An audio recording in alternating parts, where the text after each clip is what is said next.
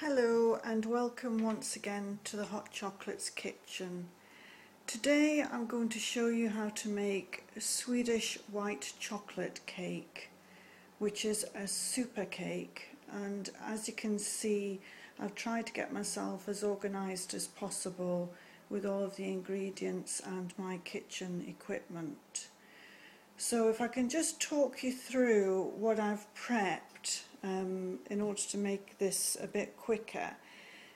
In the mixer I have 3 large eggs, 200 grams of caster sugar and a dash of vanilla extract, and I have whipped those up in the mixer, as you can see, until they are quite pale. And to that will be added 100 mils of soured cream. Over here I have melted 200 grams of margarine. I like to use a sunflower margarine, it seems to give my cakes a lovely consistency. And to that I'm going to add 200 grams of white chocolate. Over here you can see that I've prepped my tin. It's a 9-inch or 24 centimetre round cake tin. I've lined it and I've also greased it. It's actually a loose bottom cake tin, so it should lift out quite easily. Now I'll just get started with my eggs and soured cream. So I'm just going to add that soured cream into the mixer like that. I'm going to let the mixer beat that in for a little bit.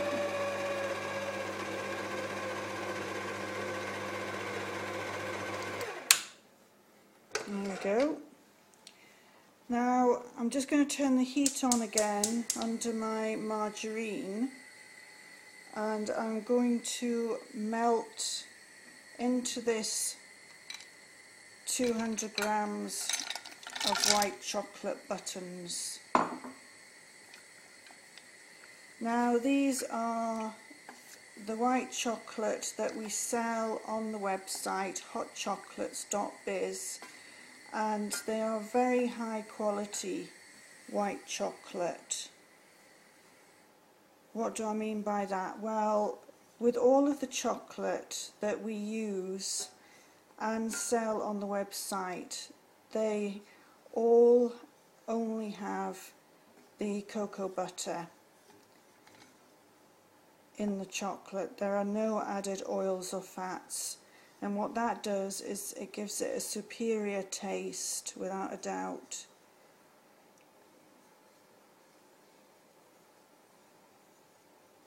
A lot of chocolate manufacturers will sell on the cocoa butter to cosmetic companies, for example, and replace the cocoa butter that's found in the cocoa bean with alternative fats and oils.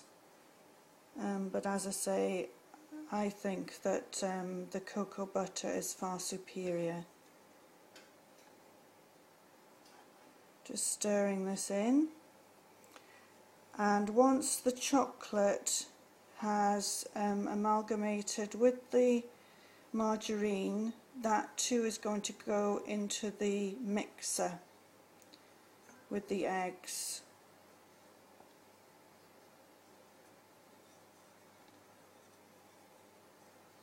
So that's looking pretty good. I think we'll just turn the heat off now and lift this up over here.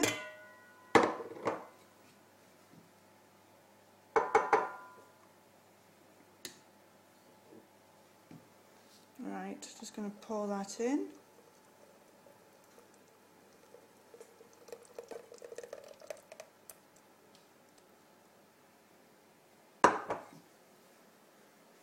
Going to drop the mixer again, turn that on, get it all to blend.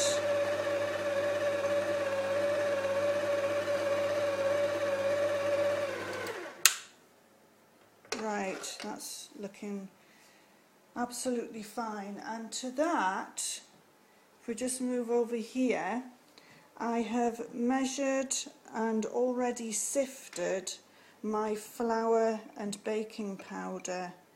So I'm going to add that in as well. Now this is plain flour, 120 grams, and 2 good-sized teaspoons of baking powder.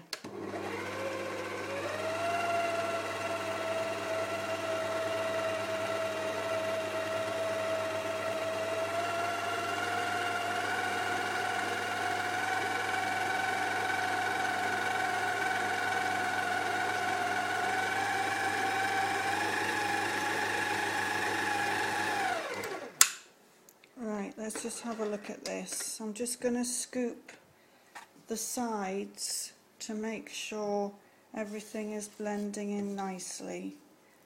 We don't want to leave half the cake in the bowl when we pour it out.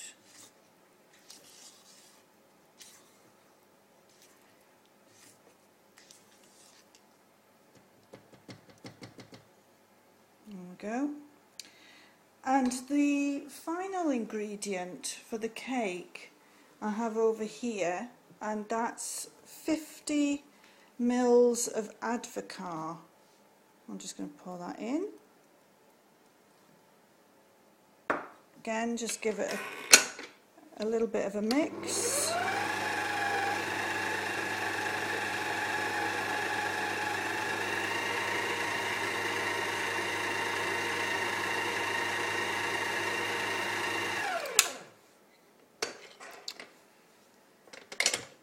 And that's the cake mix ready. Now I'm going to turn that cake mix out onto the tin, and it's going to go into the oven for approximately 30 to 35 minutes at 175 degrees. I'm just going to bring that over here, pour it in.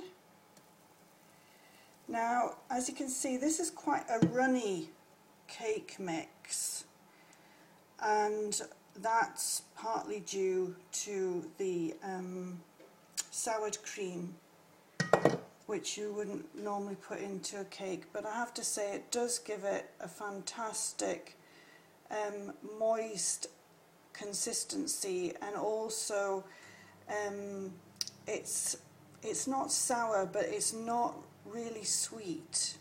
The soured cream balances the sugar in the mix, and it creates a lovely texture. So I'm going to pop that cake into my oven over here, which, as you can see, I have got at 175 degrees. And whilst that is cooking, I'm just going to leave it there for the moment, but whilst that's cooking, I will also show you how to make the topping. Now, the topping has 100 mils of whipping cream, which I've popped into this pan here. I'm just going to turn the heat down so that it doesn't burn. I'm going to turn that up slightly, and to the cream I'm going to add another 200 grams of white chocolate, which I'm going to melt gently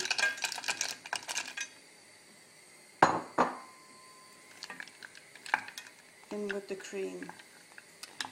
And to this will also be added a tablespoon of advocaat. Once the ingredients are blended together, I'm going to let them cool, and then I'm going to pop them in the fridge until I'm ready to use the mixture. The thing to say about the cake is that as I say, it's going to go into the oven for about 30-35 minutes. It's hopefully going to rise nicely. Now, at that time, what I suggest you do is you test the cake, and to do that, bring the cake out, not fully from the oven, but just bring the tray out, or the wire rack that the cake is on, pull it out slightly from the oven, and have a skewer ready. And I'm just going to show you what I mean. This here is a skewer which I inherited from my nana, believe it or not, and it is an extremely useful tool to have in the kitchen. What I will do is, to test the cake, I will pop the skewer into the middle of the cake as it comes out of the oven. I'll lift it, and if, as you can see here, because obviously it's not cooked, there's any residue on the end of the skewer, then the cake must go back in. The way you know a cake is cooked is when the skewer comes out completely clean, and do not kid yourself that if there's a little bit that it doesn't matter, because it will. And what will happen if you bring the cake out too soon, it's going to sink without a shadow of a doubt. The middle will just cave in, and that's happened to me on many occasions, because I've kind of thought, yeah, I can get away with it, but actually I can't. So you'll bring the cake out, you know, if it's not ready after 35 minutes, give it another 5 minutes, bring it out, test it, and keep doing that at 5-minute intervals. If it's getting slightly toasty on the top, reduce the heat in the oven rather than taking the cake out. What you'll do is you'll bring the cake out, you'll let it rest in the tin for at least 30 minutes. You'll then take the cake out of the tin, put it onto a wire rack, and let it completely cool. And then when you're ready to use it, take this topping that I'm making here. As you can see, that's blended lovely. I'm just going to pop in the advocaat. There we go. I'm going to turn the heat off because I don't want the advocaat to cook. And what you do is basically pour the topping right over the top of the cake. I mean, it is just superb, and if you look on the website you will see a photograph of it.